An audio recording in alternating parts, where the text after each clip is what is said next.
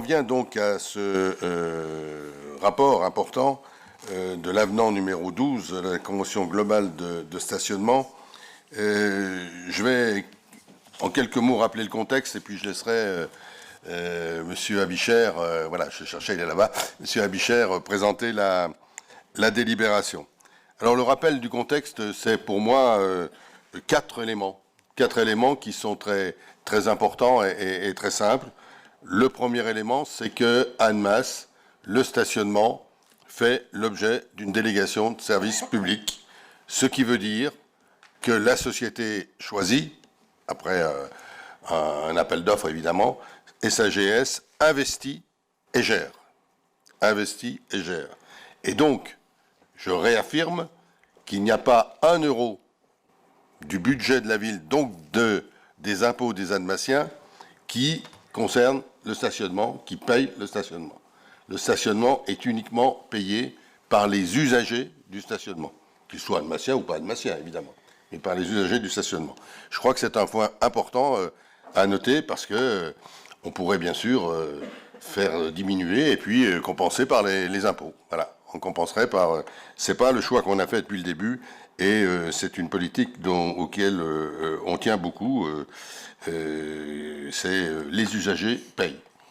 Deuxième élément, nous sommes à mi-parcours de la DSP et c'est pour cela que l'on a fait, pour travailler sur ce sujet-là, sur cet avenant, un audit. Un audit dont les résultats ont été communiqués en commission, hein, tout le monde a pu voir les résultats. Un audit qui montre une gestion satisfaisante de la part du délégataire. Le compte d'exploitation prévisionnelle est suivi. Il n'y a ni des profits, des super profits, on pourrait dire, parce que c'est à la mode, et il n'y a non plus pas de perte. Il se tient à peu près au niveau de ce que prévoit la courbe du compte d'exploitation prévisionnelle sur l'ensemble de la DSP. Il n'empêche que on a, et c'est un des éléments qui sera dans l'avenant, on a souhaité, en accord avec lui d'ailleurs, un meilleur suivi de cette DSP sur des thématiques notamment qui concernent l'entretien, les travaux et annuellement sur ce suivi du compte d'exploitation prévisionnel. C'est pour ne pas entendre forcément un nouvel audit, mais avoir sur la base de ce qui se passe aujourd'hui la visibilité sur cette délégation de service public importante. Le troisième élément que je veux souligner, c'est que cette DSP, cette modification, elle se passe à un moment où la ville a fait des choix d'urbanisme et des choix de mobilité importants, qui ont des conséquences sur le stationnement. En faisant que le tram arrive jusqu'au lycée des Glières, au terminus qui sera Annemasse, Perrier, Aubrac, fait que, voilà, c'est un changement. On enlève des places de stationnement et la voiture n'est plus appelée à venir au centre-ville. D'autant plus que dans le même temps, on piétonise. Le projet de piétonisation est là. C'est vraiment un choix politique clair où on dit la voiture, en dehors des résidents évidemment, la voiture, elle est à mettre dans les parkings autour de cette grande zone d'activité et d'attractivité qui est le cœur d'agglomération. Et bien voilà, on prend les mesures qui vont avec. Mais évidemment, ça a des conséquences sur une délégation de service public, parce qu'il y a des nombres de places contractuellement. Donc aujourd'hui, en fait, ces modifications, ces choix d'urbanisme font qu'en gros, 26% des places de voirie payantes, là, notamment en zone orange, sont supprimées. Il faut donc compenser, et c'est ce qui vous sera présenté dans un instant, compensé par de nouveaux secteurs payants. Et enfin, quatrième élément, il n'y a pas eu de modification de tarifs depuis 2018, alors que contractuellement, on aurait dû en faire deux. Il n'y en a pas eu parce que il y a eu une crise, hein, le Covid, et puis aussi parce que nous avons fait ce choix en disant non, pendant cette période-là, on ne peut pas, on n'augmentera pas les tarifs. Là-dessus vient une période d'inflation. Et si on appliquait les indices d'augmentation prévus dans la DSP, avec la période d'inflation, on aurait dû augmenter les tarifs de plus de 27%. C'est l'application mathématique. Alors évidemment, on a discuté, négocié, et la négociation a abouti à une hausse moyenne d'un peu plus de 10%.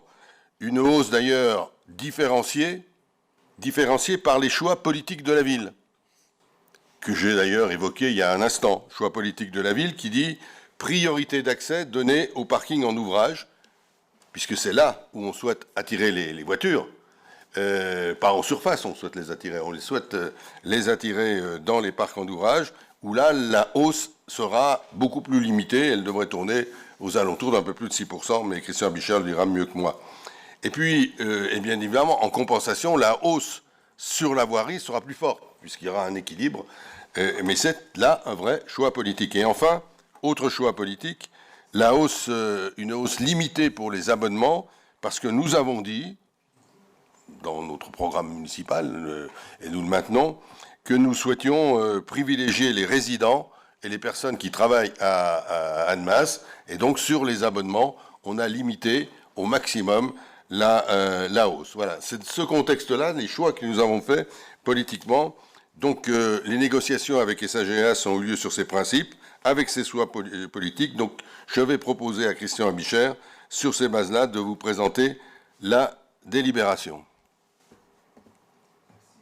Attends. C'est bon? Merci voilà. Bien. Bonsoir à toutes et tous. Donc la convention de délégation de services publics avec SAGS a pris effet le 1er janvier 2007. Elle a fait l'objet de modifications successives formalisées par des avenants. C'est ainsi que 11 avenants sont intervenus entre la ville et le délégataire SAGS.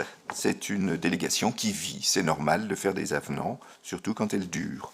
Le dernier avenant fixant l'échéance de la convention au 30 juin 2038. À compter de l'année 2022, la ville d'Annemasse a progressivement engagé sur son territoire d'importants projets d'aménagement public. Donc, Monsieur le maire a parlé de l'extension de la ligne de tramway, de la piétonisation du centre-ville, mais aussi de construction de bâtiments publics comme l'école Louise Michel, qui va commencer, qui impacte l'offre de stationnement du contrat de délégation de services publics. Parallèlement, l'année 2022 a été marquée par un contexte de forte hausse des prix, conséquence d'une situation internationale pouvant avoir des incidences sur l'exécution des contrats de la commande publique. Cette situation intervient alors que les prix du stationnement n'ont pas évolué depuis le 1er janvier 2018, comme vient de vous le dire Monsieur le maire. En effet, la variation tarifaire périodique sollicitée par le délégataire pour le 1er janvier 2021 n'a pas été répercutée sur les tarifs. Enfin, la ville et le délégataire constatent la nécessité de clarifier la répartition de certaines missions et de renforcer les outils de contrôle en vue d'améliorer la qualité du service aux usagers. Ainsi, la ville et le délégataire se sont entendus, après une négociation quand même assez longue, pour proposer un nouvel avenant, l'avenant numéro 12. Donc, l'avenant numéro 12 à la Convention globale de stationnement intègre 4 volets que je vais vous détailler. Le premier volet, c'est une modification du périmètre du contrat relatif au stationnement sur voirie. Compte tenu de l'impact des aménagements publics sur le périmètre actuel du contrat, conformément à l'article 4 de la Convention, des réunions de concertation ont eu lieu entre la ville et le délégataire afin de s'entendre sur le projet de modification du périmètre concerné dans l'objectif d'une réorganisation de l'offre de stationnement de surface sur le territoire communal. En effet, les différents travaux et projets dont on vient de parler entraînent la suppression de 321 places de stationnement et ces suppressions sont compensées par 267 nouvelles places en zone verte et 109 places transformées en zone orange. Le détail de ces modifications est dans l'annexe 2, si je ne me trompe pas, ou dans l'annexe 1, 2. Dans l'annexe 2, l'annexe 1, c'est la Convention. Donc voilà pour le premier volet de l'avenant. Le deuxième volet de l'avenant concerne une évolution tarifaire moyenne de 10,37%. Cette hausse vise, d'une part, à faire évoluer les grilles tarifaires pour tenir compte de la situation inflationniste sur le contrat, d'autre part, à réorganiser l'offre pour développer une approche cohérente avec les objectifs de maîtrise de la place de la voiture en centre-ville et pour intégrer une offre à destination notamment des résidents. La nouvelle grille tarifaire proposée, qui pourrait être rediscutée en fin d'année 2024, introduit une hausse pondérée de 10,37% à côté du 1er janvier 2023. Cette hausse n'est pas appliquée de façon homogène sur l'ensemble des pas tarifaires. Afin de tenir compte de la diversité de l'offre de stationnement et des fréquences associées, les évolutions ont pour objectif, dans les parkings en ouvrage, limiter la hausse au niveau d'indexion 2021 sur les tranches horaires inférieures aux 2 premières heures. Et quand on regarde le détail, de conserver les tarifs entre la 2e et la 3e heure. En effet, il nous a semblé que pour cette durée, les tarifs actuels ne pouvaient pas être augmentés. Par contre, ils sont augmentés, vous le voyez dans l'annexe 3, après la 3e heure. Dans les parkings clos de surface et en voirie, la hausse de tarifs est un peu plus affirmée, en particulier sur la voirie, pour encourager les automobilistes à stationner en ouvrage. On veut vraiment privilégier le stationnement dans les ouvrages, dans les 3 parkings en ouvrage de la ville. En ce qui concerne le parking Semar, on crée une offre tarifaire pour les 3 premières heures qui est plus favorable que celle appliquée dans les autres parkings clos, afin de répondre à la demande des visiteurs du complexe Martin Luther King. Donc même si on a une hausse globale sur ce parking Semar, on a des baisses pour les premières heures. Concernant les abonnements, un tarif actif 24 heures sur 24, différent du tarif résidentiel 24 sur 24, a été créé. On différencie les actifs et les résidents en maintenant une augmentation très limitée pour les résidents et avec une augmentation de 8%, un peu plus élevée pour les actifs. Ça, c'était le deuxième volet de l'avenant. Le troisième volet, c'est une clarification de la répartition des responsabilités relatives à l'entretien et à la maintenance.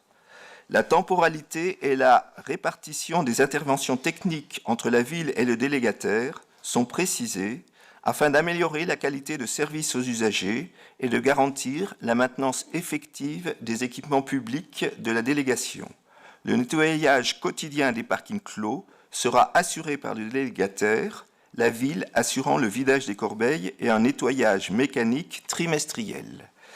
Là, on a, SAGS répond à une demande, un constat qui a été déjà discuté à plusieurs occasions dans ce Conseil, qu'effectivement, il nous semblait que de temps en temps, la propreté des parkings laissait à désirer, en tout cas à certains moments. On va essayer d'y remédier mieux, à la fois avec SAGS et nous, en formalisant un petit peu ce nettoyage dans cet avenant. Le quatrième et dernier volet de cet avenant, c'est un renforcement des outils de contrôle de la délégation. 2 types de rencontres supplémentaires entre la ville et le délégataire sont instaurés. La première visant à organiser une visite semestrielle de chaque site et venant renforcer le suivi de l'entretien et de la maintenance. La seconde ayant pour objectif de compléter les dispositions actuelles en termes de suivi financier du contrat. Donc après la discussion qui ne manquera pas d'avoir lieu, il sera proposé au Conseil municipal d'approuver les termes de l'avenant numéro 12 de la Convention globale de stationnement qui modifie le périmètre du contrat, intègre une hausse des tarifs au 1er janvier 2003, précise les conditions d'entretien des biens de la délégation et renforce les outils de contrôle. Merci.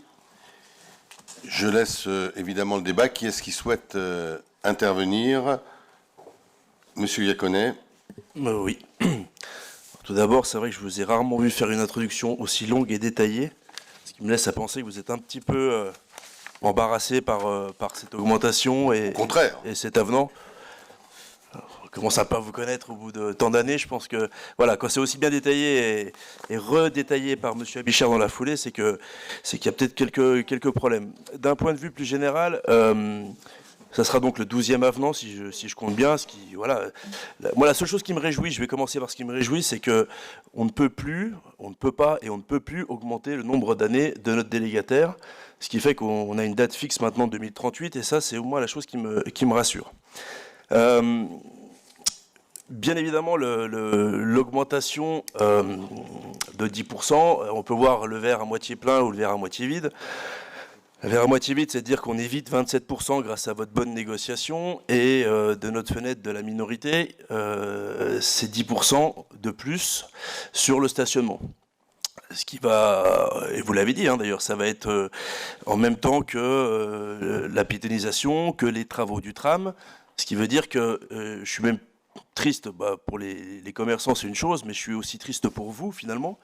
Vous n'êtes pas censé me croire, mais je me dis voilà, vous faites beaucoup d'efforts pour dynamiser la ville avec toutes les animations qui ont pu être faites cet été, et j'ai l'impression que finalement on se tire malgré tout une balle dans le pied, parce que même si ça représente que quelques centimes d'augmentation, on va retenir, et vous le savez aussi bien que moi, que dans les réseaux sociaux, ce qui va retenir, c'est une augmentation des tarifs de stationnement de la ville, qui ont déjà fait couler énormément d'encre dans les journaux et sur les réseaux sociaux. Enfin, pas d'encre, mais ça a déjà fait beaucoup parler. Et je crains que ce soit vraiment le plus mauvais des timings, en tout cas pour vous, pour le dynamisme que vous voulez apporter à cette ville. Ensuite, vous parlez donc 250 places supprimées dans le périmètre de la piétonisation.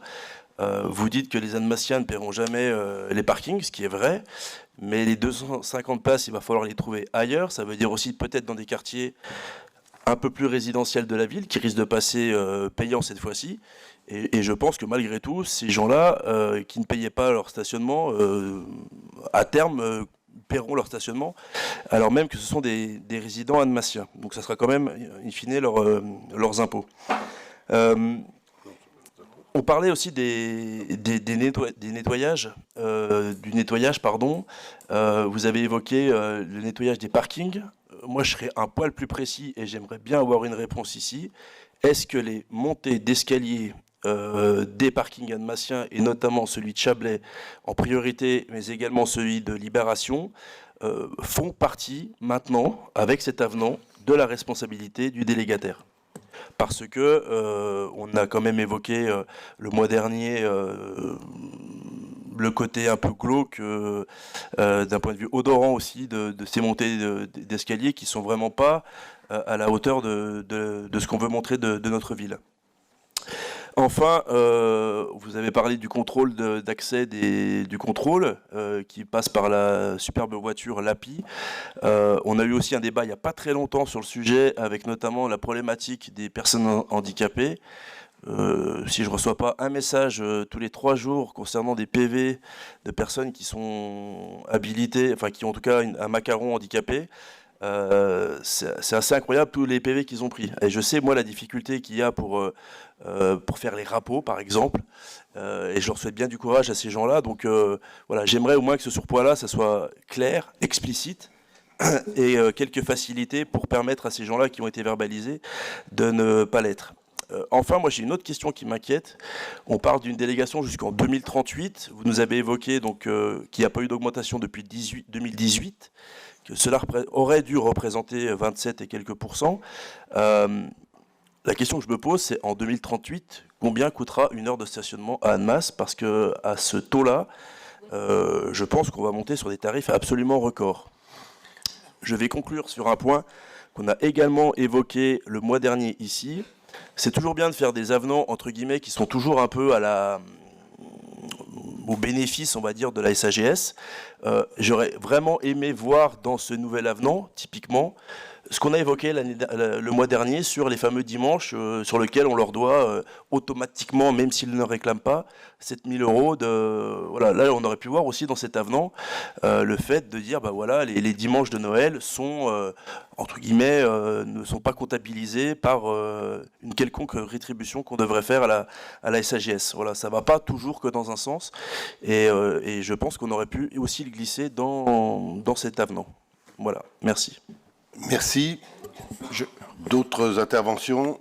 Oui, Christian, je te laisse répondre. Alors, pour une partie. Il y a un sujet qui quand même me tient très à cœur, puisque j'ai aussi la délégation de l'accessibilité. Je voudrais vous rappeler les règles et le fonctionnement du stationnement en ce qui concerne les personnes à mobilité réduite et qui ont un badge et une autorisation de stationnement handicapé.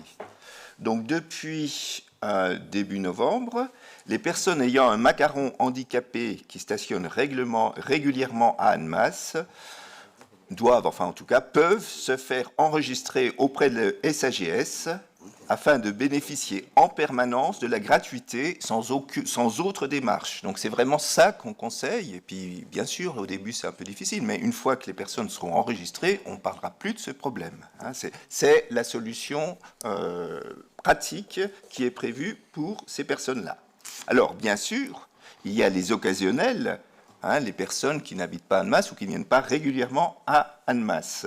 Pour ces personnes, si elles ont un macaron handicapé valable, elles ne sont pas encore enregistrées, elles doivent prendre sur l'horodateur ou sur l'application Timo, c'est-à-dire ça peut se faire aussi simplement avec un téléphone, elles doivent prendre un ticket de stationnement gratuit pour les personnes handicapées qui y ont droit, donc c'est une touche, et elles obtiennent un ticket qui leur donne le droit de stationner 12 heures.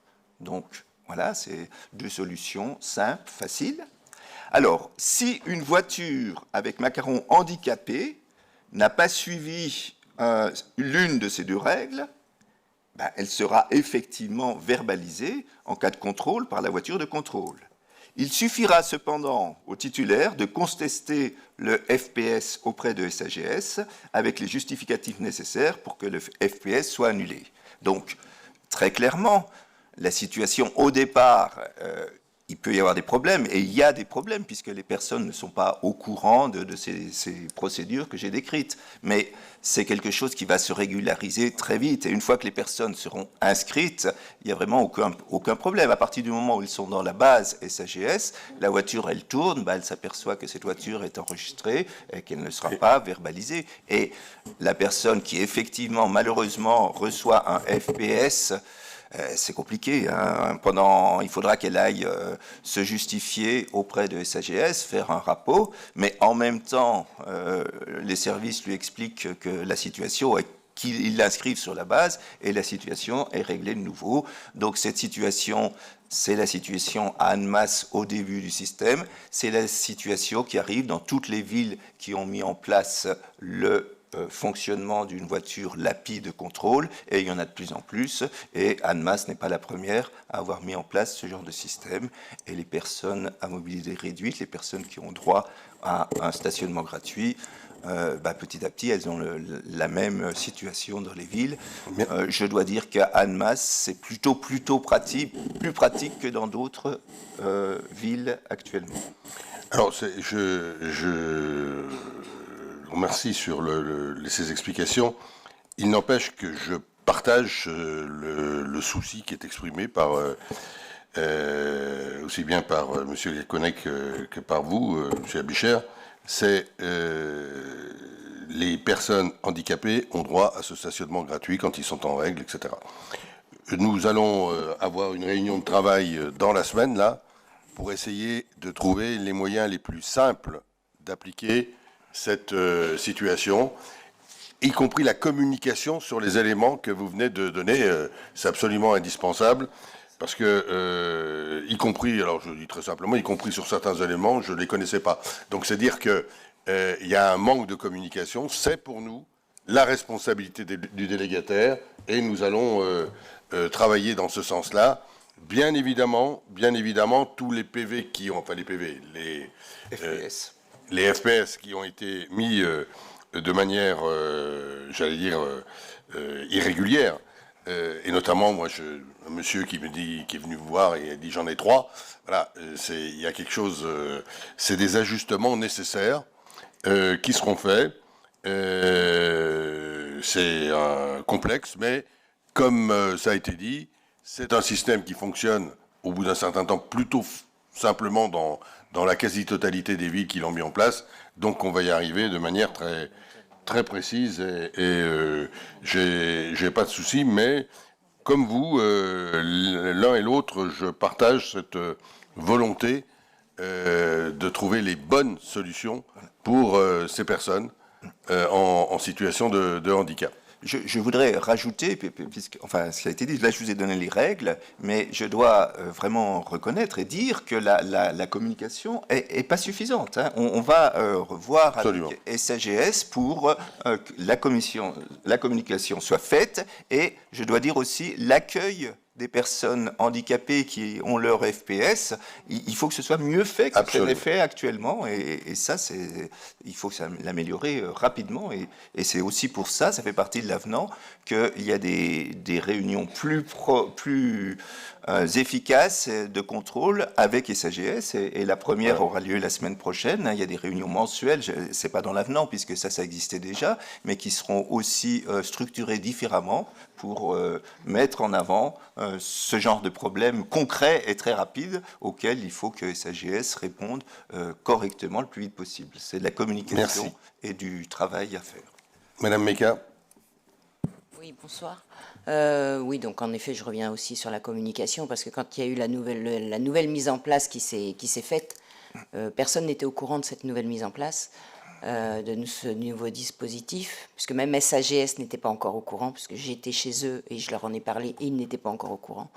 Donc malheureusement, oui, il y a un gros manque de communication. Deuxième problématique aussi qu'on rencontre, c'est que les FPS qui arrivent maintenant directement ont un délai de 9 jours pour être réglés, puisqu'il y a les 5 jours d'envoi et les 4 jours pour régler le FPS. Sauf qu'entre ce qui est marqué sur le FPS, la date d'envoi, la date sur l'enveloppe et la date de réception, vous avez jusqu'à 15 jours, et nous là, dernièrement, 3 semaines de délai entre la réception du document. Donc il y a un problème à ce niveau-là. On ne peut pas répondre... On n'a pas les FPS qui arrivent dans les 9 jours, quoi, avant les 9 jours pour pouvoir régler, et encore moins pour régler en minoré. Parce que dès que vous réglez votre FPS, on a essayé, on a tenté le coup, il passe directement en majoré. Donc c'est 30 €. Les 17 €, vous ne pouvez pas les payer. C'est impossible. Donc voilà, c'est un dispositif qui a été mis en place, ok, mais qui n'a pas été communiqué, donc ça pose des gros problèmes partout pour les personnes handicapées, pour les personnes qui ont le droit de se stationner. Ça a posé des gros problèmes, et il y a encore des problèmes parce que tout n'est pas résolu, parce qu'il y a des autorisations qu'ils ont données qu'ils n'arrivent pas à assumer, ils ne savent pas comment faire. Donc c'est pour ça que ça aurait été bien qui règle d'abord tous les problèmes auparavant, avant même de lancer dès début novembre, alors que personne n'était au courant et sans avoir tout en main. Maintenant, je vais revenir sur la délégation là, dont on parle ce soir, l'avenant dont on parle ce soir. Vous dites qu'il va manquer des places de stationnement. Moi, je constate aussi que les places en souterrain ne sont pas très utilisées. Donc, en effet, ces places qui vont manquer en surface, qui vont être réduites en surface, vont permettre de remplir les parkings souterrains. Donc, d'où l'intérêt, quoi. Où est l'intérêt d'augmenter, de faire cet avenant numéro 12, puisque de toute façon, ils vont y gagner de ce côté-là. D'autre part, vous faites ils font augmenter la tarification sur voirie, mais ils diminuent le nombre de places en voirie. C'est pas très logique, parce qu'on paye encore plus cher en voirie, alors qu'il y a de moins en moins de places. Donc il y a quelque chose qui n'est pas logique dans tout ça. C'est assez logique, ça. Ben non, justement. Où est l'intérêt de continuer pour les gens qui travaillent à l'extérieur, qui ont un abonnement pour venir se stationner en voirie? Où est l'intérêt pour eux? Ils ne trouvent plus de place. Ils augmentent le prix de l'abonnement, mais il n'y a toujours pas de place. On fait comment? Faites à ce moment-là un tarif quoi, faites, pas vous, mais SAGS, un tarif préférentiel pour les souterrains, s'ils veulent, pour pas qu'on se gare en surface. Mais en Ça, c'est surface, nous. oui. C'est nous qui le voulons. Ça. D'accord. Mais alors, du coup, en voirie, il n'y a plus de place pour les travailleurs qui viennent. Ils n'ont plus de place en zone verte. Et ils ont un abonnement qui augmente. Je ne vois pas trop la logique dans tout ça. Alors, Là, c'est la vôtre, Attends. moi je la vois pas. Il y a d'autres... on va suivre les interventions, puis je te laisserai évidemment conclure sur les différents éléments, mais je vais laisser M. Boucher prendre la parole, et puis s'il y a peut-être quelques chiffres qu'il faut par rapport à vos questions que l'on peut compléter, parce que si on supprime des places, mais on les recrée, donc au total, le nombre de places, voilà, on ne supprime pas de places au total. Et puis, le taux d'occupation des parkings souterrains est relativement faible. Et puis, il y a un élément quand même, c'est le lien avec votre première partie d'intervention. Vous le savez, parce que vous avez lu le rapport, les rapports qui ont été faits, vous savez quand même que, en voirie, le taux de paiement du stationnement est aujourd'hui de 20%. C'est-à-dire qu'il y a une personne sur 5 qui paye. Et c'est pour ça qu'il y a l'ALAPI mis en place. C'est ça, c'est pas pour viser évidemment les personnes handicapées. On le sait bien, et vous le savez bien, c'est pas d'ailleurs ce que vous dites. Mais cet élément-là, il est essentiel. Il est essentiel, on ne peut pas avoir du stationnement où il y a des gens qui tentent le coup, comme ça, ouais, je ne paie pas, et ils ont, comme il n'y a pas suffisamment de personnes qui tournent à pied, ils disent, ouais, ça passera. Et c'est moins cher d'aller, évidemment, quand on ne paye pas en voirie, c'est moins cher que d'aller systématiquement dans un parking souterrain, où là, on est de toute manière obligé de payer le temps qui existe. Donc, tout ça est des éléments importants dans la démarche. Je vais laisser M. Boucher, parce que je reviendrai sur d'autres éléments qui seront liés à la délibération suivante, parce qu'on parle des augmentations, de ce qui est cher, mais on ne parle pas encore suffisamment de la demi-heure gratuite, et on ne parle pas assez fortement encore des fameux tickets qui vous seront présentés dans un instant. Monsieur Boucher. Oui, enfin, je vais revenir sur un ou deux points, notamment sur ce qu'exprime M. Gaconnet. Il semble dire que les avenants qu'on prend sont toujours en faveur des SAGS. Enfin, c'est un peu des termes que vous avez exprimés.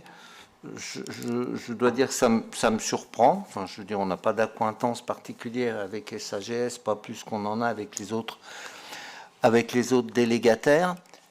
Et celui-ci, M. Gaconnet, cet avenant-là, il n'est pas favorable à SAGS. Je tiens à vous le dire. Il n'est pas favorable à SAGS parce que l'augmentation des tarifs tels qu'il aurait pu être dans le cadre de la délégation, vous l'avez dit vous-même, je crois que c'est depuis la date de notre augmentation 2018, c'est près de 27% qui aurait pu être... Alors peut-être qu'on peut se dire que les indices d'augmentation qui sont dans la délégation sont pas très bons, je suis prêt à le dire d'ailleurs. Mais l'augmentation du coût de la vie, à ma connaissance, depuis cette date-là, elle est de plus de 12%. Et notre augmentation, elle est non seulement très inférieure à ce que demandait SAGS et à ce que pouvaient indiquer les indices d'augmentation, mais elle est inférieure à l'augmentation du coût de la vie. Voilà. Et moi qui ai participé à la négociation, hein, bon, j'étais présent à la négociation, c'était un point sur lequel j'étais très accroché, ça. C'est-à-dire que l'on ait une augmentation qui soit inférieure à l'augmentation du coût de la vie. Voilà.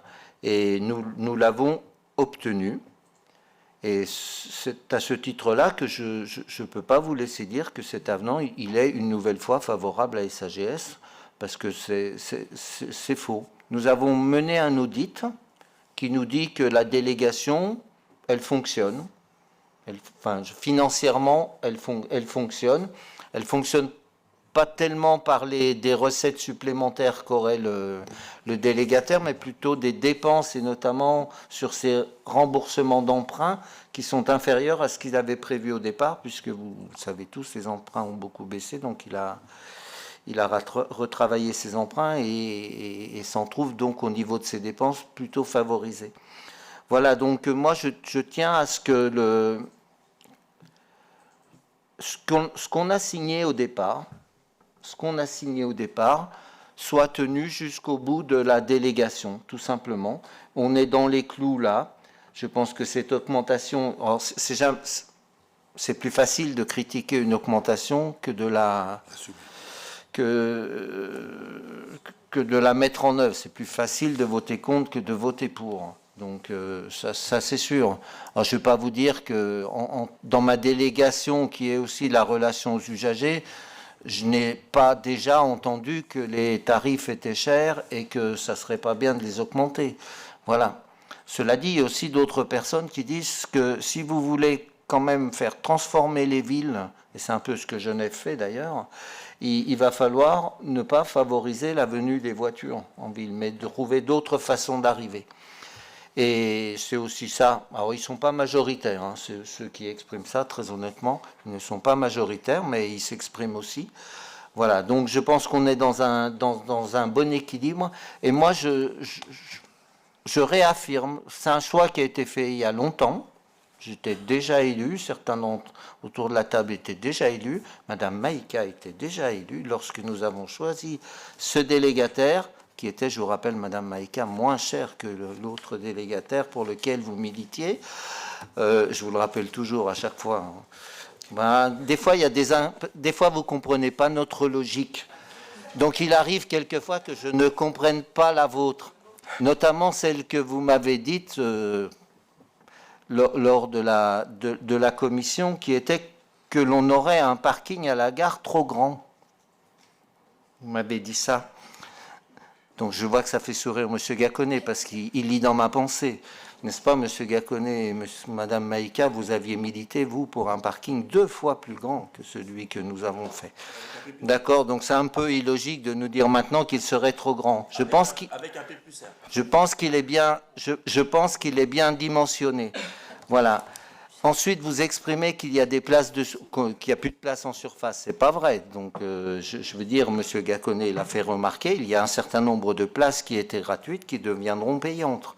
C'est sûr. On ne peut pas déséquilibrer donc la DSP, parce que si on déséquilibre la DSP, on devra compenser ça par notre budget. Et moi, je ne le veux pas. C'est ça le fond. Parce que c'est le principe de départ qui serait remis en cause. Voilà, les Almaciens, quand ils utilisent les parkings, ils payent, mais ce ne sont pas les seuls à payer. C'est-à-dire qu'il y a des gens qui viennent de l'extérieur, il y a des gens qui viennent de l'autre côté de la frontière, qui utilisent nos parkings et qui payent aussi. Voilà, si on n'avait pas fait comme ça, il n'y aurait que des Almaciens qui paieraient avec leur budget, donc avec le budget de la ville.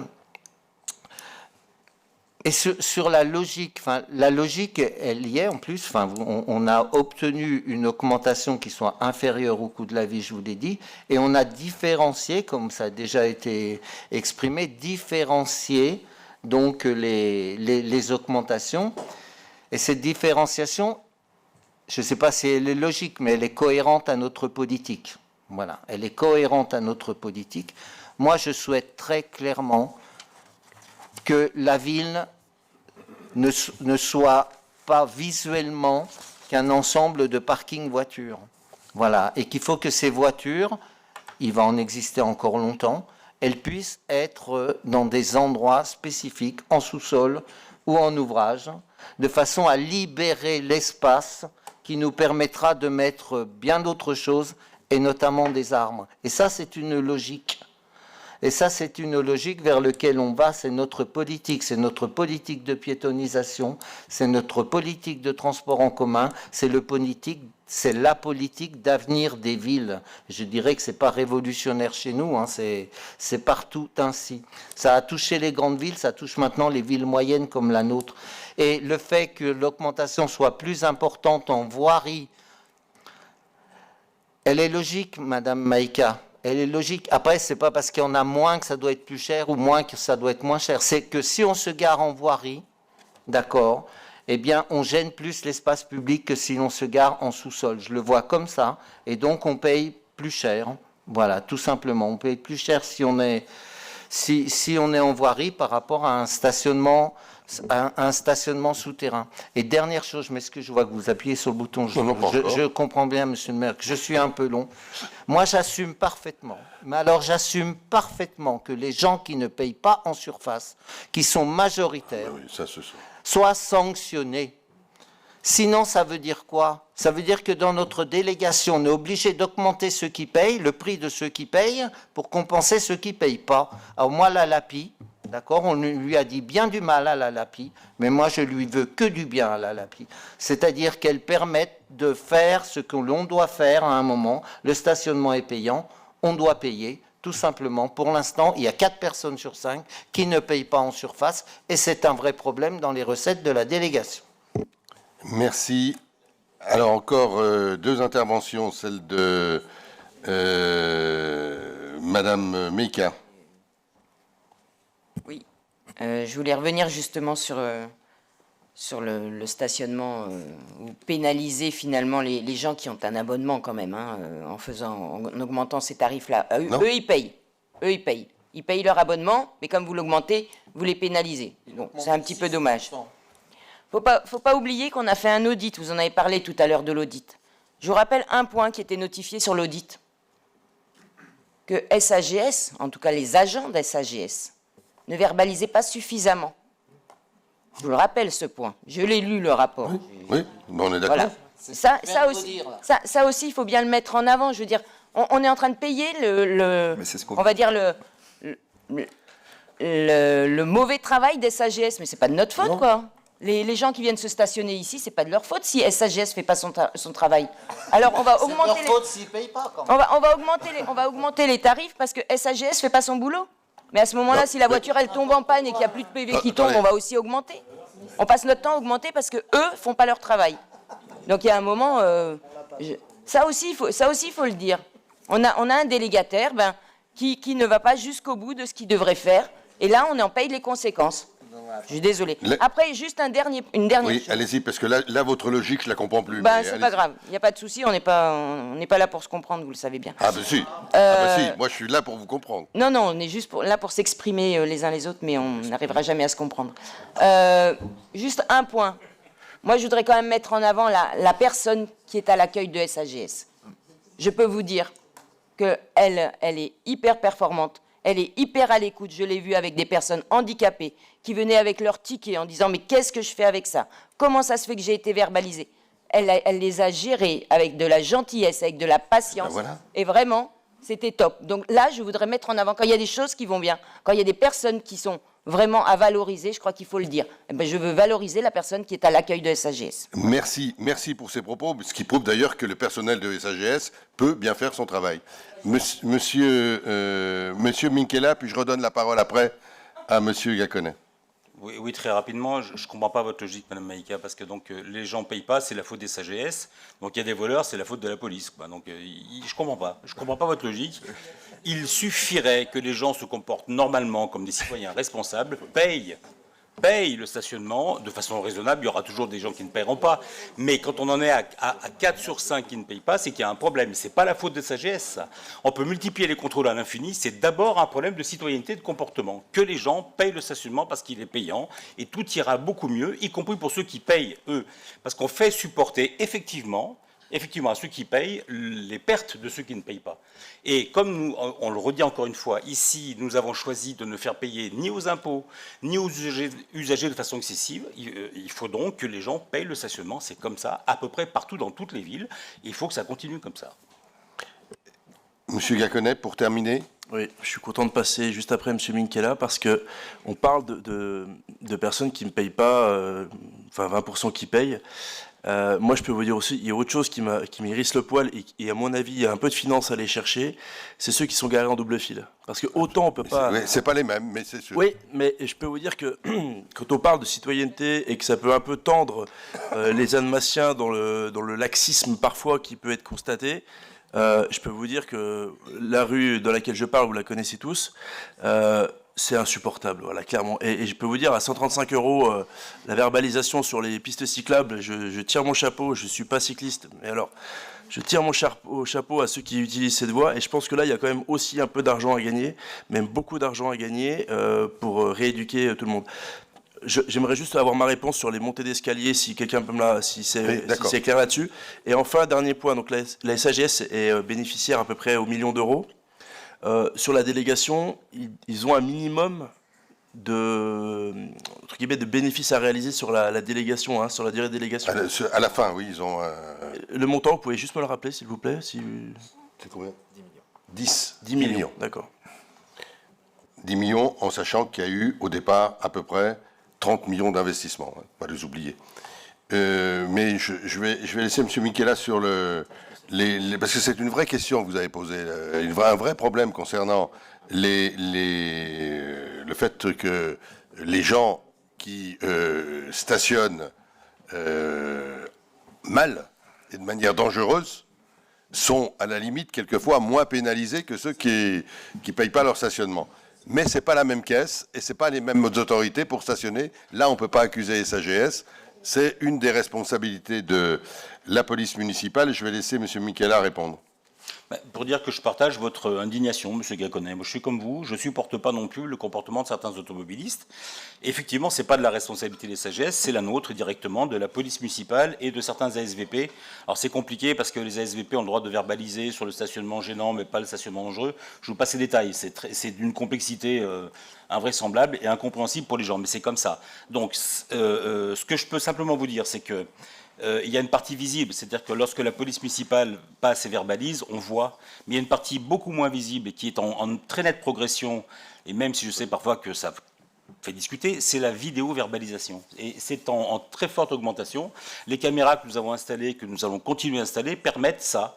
Et il y a plein d'automobilistes qui ne s'en vendent pas, qui se garent n'importe comment et qui prennent des produits. Pas plus tard qu'hier soir, hein, en même temps que... Enfin, j'étais au CSU hier soir avec Nicolas Fête, on était ensemble, et en même temps qu'on regardait ce qui se passait en ville par rapport aux événements, enfin, par rapport au risque de débordement lié au match, l'opérateur a verbalisé un certain nombre de véhicules qui étaient mal stationnés. Donc je le dis à tous les Annemassiens, garez-vous correctement, parce que là aussi, ça engage la responsabilité de chacun. C'est dangereux pour tous les piétons, tous les vélos, tous ceux qui, eux, ont fait le choix de ne pas se déplacer en voiture. Et puis c'est cher. C'est cher parce que c'est au moins 135 €. Voilà. Monsieur Abichère, pour conclure ce débat. Alors, je voudrais donner aussi quelques réponses à des questions qui ont été posées. En ce qui concerne le nettoyage des escaliers, on essaye, dans notre convention, on a clairement défini des responsabilités et on a aussi clairement mis en place des réunions de contrôle, des visites de contrôle. Donc, on a tout fait pour que ça aille mieux. Maintenant, il faudra le voir effectivement. Un complément, si tu permets, un complément. La question de M. Elconnet, pour avoir une réponse très précise, les escaliers de Libération, oui, c'est SAGS. L'escalier principal de l'accès à Chablais, au parking de Chablais Parc, oui, c'est SAGS. Par contre, les issues de secours sont de la responsabilité de l'ASL, enfin de la copropriété, et c'est là où il y a quelques difficultés. Donc, ça ne veut pas dire qu'on doit pas s'en préoccuper, mais la responsabilité, elle a été bien marquée, et on sera très vigilants, nous, villes, avec aussi les syndics et ceux qui gèrent les immeubles sur les issues de secours. Vous avez bien vu, hein, c'est bien marqué issues de secours. Hein, et donc là, SAGS n'a pas à intervenir. Il peut nous dire ce qui se passe, mais il n'a pas à intervenir directement. Mais la responsabilité sur l'escalier principal et sur celui de Libération, c'est SAGS. Et, comme vient de le dire M. Abichère, on y veillera encore de plus près qu'aujourd'hui, parce que quelquefois, je suis aussi gêné que vous par le manque d'entretien. Voilà une autre question ou remarque de Madame Maïka. SAGS a des problèmes pour contrôler avec ses agents. C'est vrai que, comme la plupart des entreprises dans la région, ils ont du mal à recruter, ils ont du mal à avoir des agents. Et eux-mêmes, c'est eux-mêmes qui sont venus avec la solution LAPI pour améliorer le contrôle. Donc il y a une logique absolument, ils prennent leurs responsabilités aussi. Ils ont constaté qu'ils n'arrivaient pas à verbaliser suffisamment, à faire le contrôle. Ils nous ont proposé, et on a accepté, bien sûr, la mise en service de cette voiture LAPI qui automatisera les contrôles, ce qui me semble absolument logique. Mais enfin, c'est la mienne, pas forcément celle de tout le monde. Une autre remarque... alors, je ne sais pas si c'est s'élever, mais faire remarquer, comme on a dit dès le départ, que le stationnement est payé par les automobilistes, ça veut dire, à contrario, que des Annemassiens qui ont choisi de ne pas avoir de voiture ou de se déplacer en transport en commun ou d'utiliser le vélo ne payent absolument pas le stationnement. Donc au moins des personnes qui ne vont pas se plaindre parce que c'est trop cher. Enfin, il faut quand même l'avoir à l'esprit. Et c'est ça que ça veut dire, que c'est les usagers du stationnement qui le payent, mais pas les Annemassiens. Et puis, peut-être une dernière remarque dans l'audit aussi. Alors, c'est pas évidemment que ça, chacun aura son avis là-dessus, mais on a demandé à l'auditeur de nous faire peut-être un avis sur le montant du prix du stationnement par rapport aux villes de même strate. Alors évidemment, on en trouvera toujours des plus ou moins chers partout, mais l'avis de notre auditeur, c'est de dire qu'il n'y avait pas de problème particulier par rapport à la hauteur du prix du stationnement. C'était tout à fait comparable avec globalement avec les strates, les villes de même strate en France. Merci. Un dernier mot dans le débat, M. Verdonnet. Juste, Monsieur le maire, j'ai un peu de mal à comprendre l'argumentaire pour les prochaines négociations de la DSP en général et sur celle-là en particulier. L'argumentaire du prestataire qui justifie cette demande d'augmentation par le contexte inflationniste. Parce que je ne vois pas vraiment en quoi l'activité de gérant de parking, puisque c'est de ça dont il s'agit, elle est vraiment impactée par l'inflation. Il y a un peu plus d'électricité, il y a un peu plus d'entretien, mais est-ce qu'on n'est pas là quand même à un certain moment et encore une fois, évidemment je voterai ce point, et je trouve cohérent la façon dont il est abordé, et ses sous-bassements, mais est-ce qu'on n'est pas quand même dans un cas d'une société très bien structurée par ailleurs, mais qui profite un tout petit peu des circonstances? Alors c'est bien pour ça qu'on a mis en dessous du taux d'inflation, entre autres, mais le coût des salaires, le coût de l'entretien, le coût l'augmentation des taux d'emprunt, parce qu'il n'a pas tout remboursé encore, hein, des 30 millions, ils ne sont pas encore remboursés. Donc tout ça participe de l'inflation, et dans les formules, dans les indices, dans les formules qui sont mis en place, et quand on compare, c'était bien d'avoir d'ailleurs un cabinet qui nous accompagnait, qui nous permettait d'avoir des informations quand on compare avec Q-Park, avec les autres. Chaque fois, l'inflation intervient dans les indices qui sont mis en place. Donc voilà, on peut se poser cette question, mais nous, on s'est servi dans la négociation, pour tout dire, du taux d'inflation pour dire on veut être en dessous. Voilà, ça a été la référence que Michel Boucher a rappelé tout à l'heure. Après, il y a des formules quelquefois un peu compliquées, mais on y a beaucoup travaillé. Oui. Oui, sur cette question-là, alors la question est tout à fait légitime et je pense qu'on y a répondu dans cet avenant en mettant en place un contrôle annuel. C'est-à-dire qu'annuellement, on analysera les résultats de la DSP. Maintenant, on ne va pas attendre la fin où tous les ans, on mettra les chiffres sur la table. Et on verra si, justement, il n'y a pas eu d'exagération comme on pourrait le craindre. Mais on verra exactement les résultats, les dépenses. Exactement. Merci pour ces échanges. Je vous propose de passer au vote. Est-ce qu'il y a, sur cette délibération concernant cet avenant, est-ce qu'il y a des votes contre? Monsieur Gaconem, Monsieur Loiseau, Madame Meka et Madame Daujean. évidemment avec les procurations. Est-ce qu'il y a des abstentions? Merci.